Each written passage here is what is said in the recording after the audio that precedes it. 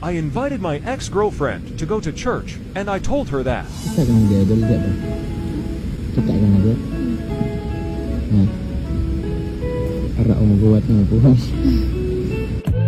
Before all that happened, she called to invite me to eat outside.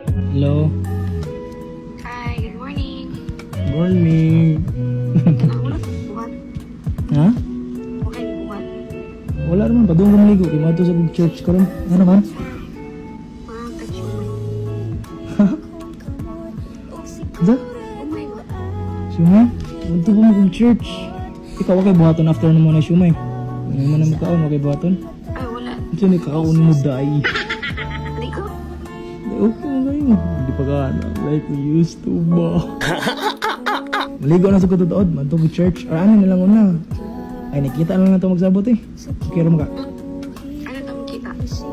Dito lang gapon sa kung asa ko maghuwat ni mo sa una. Oh, just make me feel good. Hey. Sige, sige. Rick. Ay, ang ganda-ganda ng panahon. Konting-konti na lang at sasagutin na tayo. Oh, sorry. Tachuya sa bueng song para mag-Justin Bebot. Since wala pa tayong lisensya, kaya vaccine muna tayo guys ha. And pagdating ko sa kanilang bahay, ay nag-chat na ako agad. I miss it.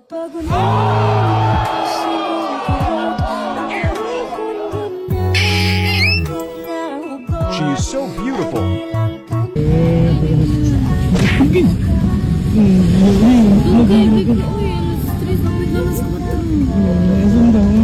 Ikaw. Ha? Ikaw. Ikaw ba ni? Ikaw.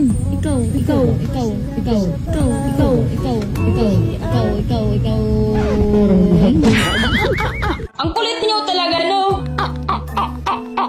Yun na nga, naglalakad na kami papuntang simbahan. Lakad-lakad na kami ba para mas romantic. Touch natin hands. Yo, sorry. At pagdating namin sa simbahan, meron na namang galit kasi bedyo daw ako ng bedyo. Tapos pagpasok namin sa loob, may sinabi ako sa kanya para mawala yung galit. Kita ka nag-idol ba ba? Kita ka nag-idol? Ha? Para umuguwat ng puhang.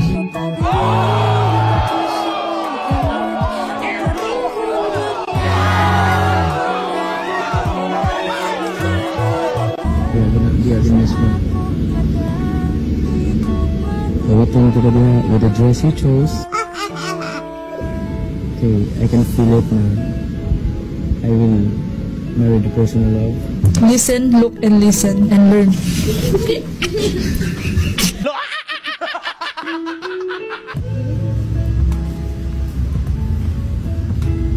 Nag-uyab na pwede magpagupot sa bag sa yung uya.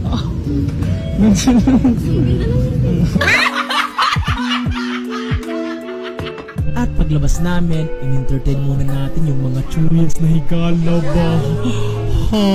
Pagkatapos niyan, we decided na sa Jollibee na lang kami kakain kasi dito talaga nagsimula ulit lahat eh. Ayun, ano ba may tuloy? Pwede lang. Para sa dito mga order ni Zona. Kainin ng misna may kuan, misna may yasin, kuan karisan. Ang sarap talaga sa pakiramdam na may sabi ka ng kumain. When we got home, this is what happened.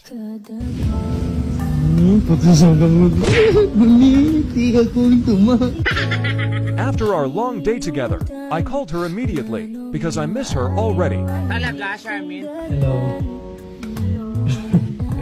Musta? Ay, nakikibuhat? Nakag-work. Ah, sige. Basta dire, nasa may gibuhat to. Awa. Nasa may gibuhat. Ito na ni Botoron sa? Mag-segregate sa may dire. Pag-work sa diha. Ako mag-work sa ko dire. Okay, para mag-work.